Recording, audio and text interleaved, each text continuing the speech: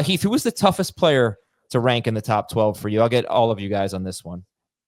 I mean, it's probably Ashton Jeanty, because we've never seen him play football and we're just anointing him as a top 12 pick immediately. And I think I'm the highest on him, but it's not just Jeanty and translating his skill set to the NFL, but it's also a brand new offensive system in Las Vegas that we at least haven't seen this iteration of yet. And so I think between the questions about Chip Kelly and the questions about the Raiders offensive line and the questions about a rookie coming into the NFL, there's plenty of reason to have a wide range of places to rank Jeanty. It's just that range is probably from 5 to 15, which is still really awesome because he's really awesome. Dave, toughest player to rank for you in the top 12? Jeanty is outside of my top 12. And I don't know how long I can keep it that way, because the guy who is in my top 12 that's tough to rank is Christian McCaffrey, 29 years old, coming off of a really disappointing year where we were taking him as the 101. If he were easy to rank and we were so confident in his ability and so confident in his workload and what he could do, he wouldn't be toward the back end of round one. It's a miracle he's in round one because of what he did to fantasy managers last year and what he's done to fantasy managers in the past. I'm a little concerned that the 49ers are going to scale back his workload at least through the first half, if not the first 2/3 of the season, because they want to have him ready to go for a playoff run, or when they need him, maybe they're fighting for a wild card spot. Who knows how the season will unfold for the 49ers, but they're going to want to save him for when they really, really need him. And it makes me a little bit nervous about getting him on my team as fast as possible. Adam, I know you've talked about taking him as soon as 3rd overall. I don't want to take him that early because I'm worried about the downside and the floor being potentially 0. And B, I don't think I have to, because there are other players, especially at wide receiver, that are safer and have maybe not the same upside as Christian McCaffrey, but still good enough upside where I won't feel like my first round pick is a loss if they go out there, these receivers go out there, these other running backs go out there, and they average in the neighborhood of 18 PPR points per game. That's not McCaffrey's ceiling. We know McCaffrey's ceiling is higher, but we know his floor is lower, particularly because of how frail he might be at this point in his life. Jamie, toughest player to rank? It's more from a placement than he's obviously going to be in the top 12, but it's Barkley.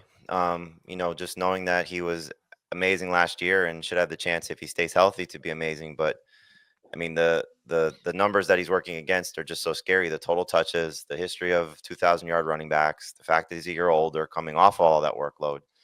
And so the environment is still great. Aside from the missed touchdowns, what did he lose? 11 rushing touchdowns last year because Jalen Hurts stole them from him.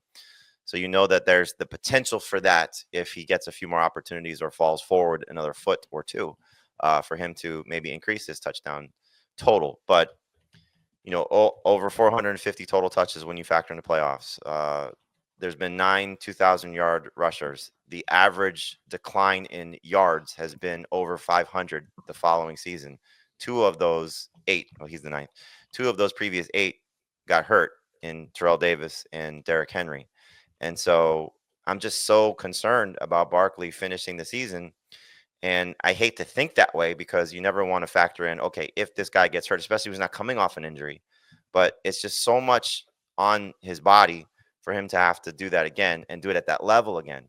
And so, I'm obviously taking a risk not having him as the number 1 running back. I think, again, we're all in the same boat. But even not having him as a top 3, top 5 overall player, I think he's 6 for me. So, yeah, it's not fun when you see everybody draft Saquon Barkley, in some cases 1st overall, 2nd overall, and that you're basically out on him for as good as he was last year.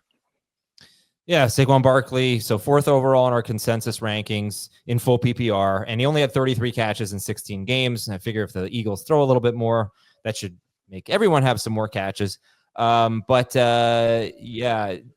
was I going to say? He is RB1 in I'm looking at Fantasy Pros PPR rankings, PPR ADP. Their PPR ADP right now on Fantasy Pros has Chase 1, Jefferson 2, Saquon Barkley 3, Bijan Robinson 4, then Lamb and Gibbs. It is the same top 6. In fact, it's the same top 8, but just a different order. Same 8 players, different order.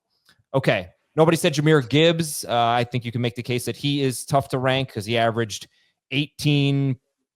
What did he average? 18 something, like 18.8 PPR fantasy points per game before the David Montgomery injury. He was RB6 per game in full PPR.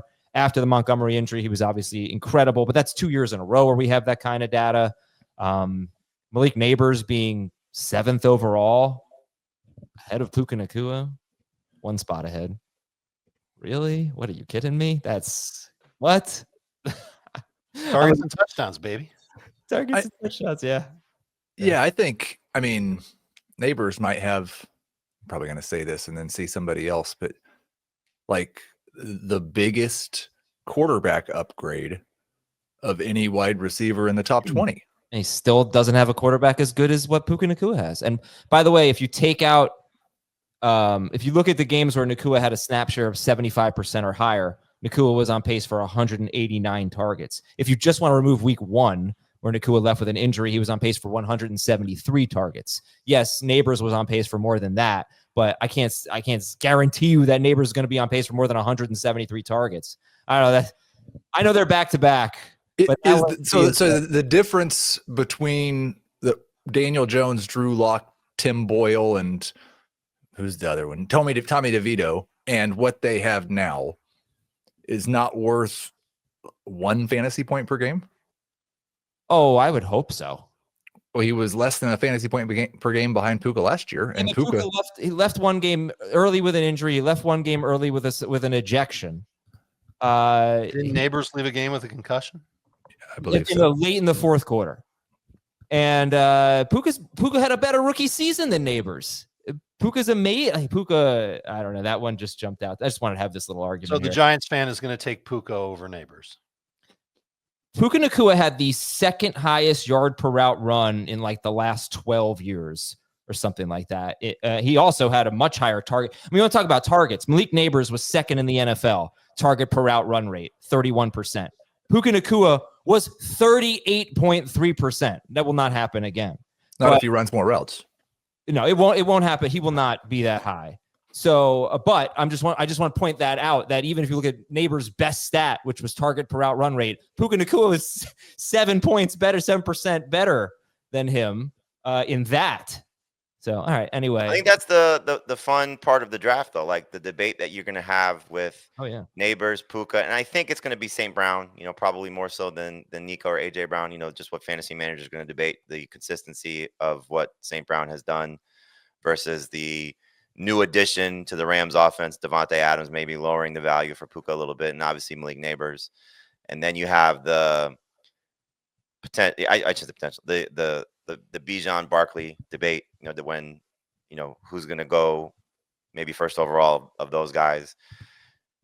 And then you throw in probably the Achane McCaffrey, Derrick Henry debate that people are going to have to, decide on, which of those, Jeanty as well, those 4 running backs, which one do you like the best? It's fun. It's not like it's a clear cut, like these guys should go 1 or 2, 3 or 4, 5 or 6. Like, I think once you get past probably the consensus 6, then it becomes a lot of question marks. But even in those first 6, you might have a question or 2. I think we should do a podcast about this. No, I mean, right. I don't think there's an easy pick. I don't think there's one non-debatable pick. It's not like the years where Christian McCaffrey was coming off a year where he scored 28, 29 fantasy points per game. It was so obviously the number 1 pick.